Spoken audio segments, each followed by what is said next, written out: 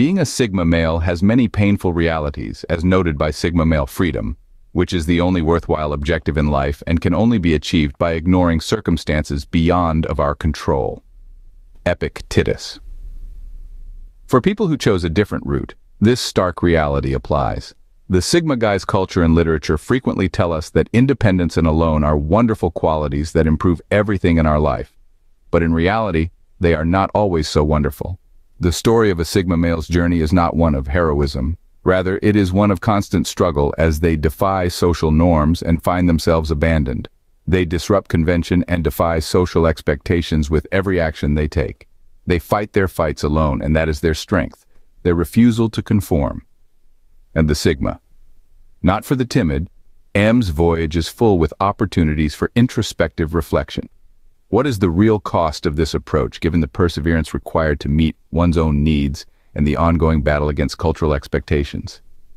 We will examine the interview with a Sigma male in detail in this video. Life lessons. Seen from the perspective of those who experience them, so let us get started. So, what really drives a Sigma male? Let's hear it from John, a self-proclaimed Sigma. Picture a man who doesn't seek the limelight yet is comfortable in his own skin. That's John for you. He's a classic example of a Sigma male, someone who's introverted by nature. But don't mistake his introversion for shyness. John simply prefers solitude over socializing, allowing him to focus on his thoughts, ideas, and passions. John is a self-sufficient individual. He doesn't rely on others for his happiness or success. He has a strong belief in his abilities and prefers to carve his own path rather than follow the crowd.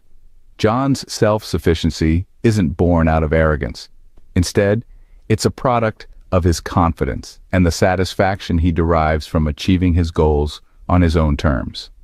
Another key aspect of John's Sigma personality is his preference for freedom over popularity. He doesn't crave attention or seek approval from his peers. Instead, he values his independence and the ability to make his own choices. This freedom allows him to live life by his own rules, without the pressure of conforming to societal norms.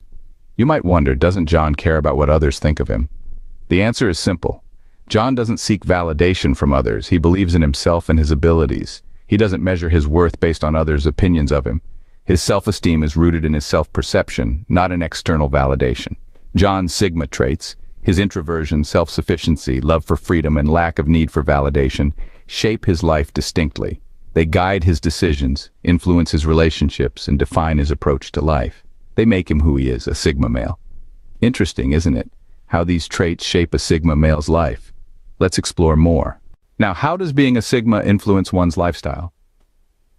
Over to you, John. Indeed, being a Sigma does shape my lifestyle quite significantly. You see, I've always been someone who values solitude. That's not to say I don't enjoy the company of others, but I find that I'm at my best when I have the space and quiet to focus on my thoughts and ideas. This preference for solitude extends to both my personal and professional life. I work best when I can delve into a task alone, solve problems in my own unique way, and bring a fresh perspective to the table. You might think that this makes me a loner, but that's not entirely accurate. I do have a close-knit circle of friends and family, but I am selective about who I choose to spend my time with. I value meaningful, deep connections over superficial social interactions. In terms of professional life, I'm not one for traditional hierarchies or corporate structures. I thrive in environments where I have the autonomy to make my own decisions and pursue my own path. This has led me to entrepreneurial ventures and roles that allow for a high degree of independence. I'm not against teamwork, but I value the freedom to explore my own ideas and solutions. My Sigma personality also influences how I deal with challenges. I'm not one to conform or take the easy way out. Instead, I prefer to tackle problems head-on, using my unique perspective to come up with innovative solutions. I'm not deterred by failure or adversity. In fact, I often see these as opportunities to learn and grow. So, you see, being a Sigma is not about being antisocial or aloof. It's about embracing one's uniqueness, valuing independence, and not being afraid to go against the grain. It's about finding fulfillment in one's own path, rather than conforming to societal expectations. So, being a Sigma is not about being antisocial, but about embracing one's uniqueness. Let's delve into some common misconceptions next. There are many myths about Sigma males. Are they all true? John, what's your take on this? Well, like any other stereotype, the ones revolving around Sigma males aren't entirely accurate either. A common misconception is that Sigma males are antisocial. They are often seen as loners or hermits, disinterested in social interactions. But that's not entirely true. Yes, Sigma males do prefer solitude over unnecessary social interactions. They tend to keep a low profile and enjoy their own company. However, this doesn't make them antisocial. They simply value meaningful interactions over superficial socializing. They can be great conversationalists when the topic is of their interest, and can form deep connections with like-minded individuals. Another stereotype is that Sigma males are unemotional. People often mistake their reserved nature for a lack of emotions. But in reality, Sigma males do experience a full range of emotions like anyone else. They simply are more private about expressing them. They are introspective and thoughtful, often processing their feelings internally rather than sharing them openly. The third stereotype we often come across is that Sigma males are arrogant. This misconception probably stems from their independent nature and their tendency to stray from the crowd. Sigma males are self-reliant and often rely on their own judgment and abilities rather than seeking validation from others. This self-confidence can sometimes be mistaken for arrogance. However, it's important to distinguish between self-confidence and arrogance. Sigma males know their worth, but they don't consider themselves superior to others. So, you see, these stereotypes are just that, stereotypes. They are oversimplified images that don't capture the full complexity and individuality of Sigma males. Sigma males are not antisocial, they're selectively social. They're not unemotional, they're privately emotional. And they are not arrogant, they are self-confident. As we see, not all that glitters is gold. The same applies to stereotypes about Sigma males. Let's move to the next part. Every coin has two sides. So, what are the challenges of being a Sigma male, John? Well, it's a mixed bag, really.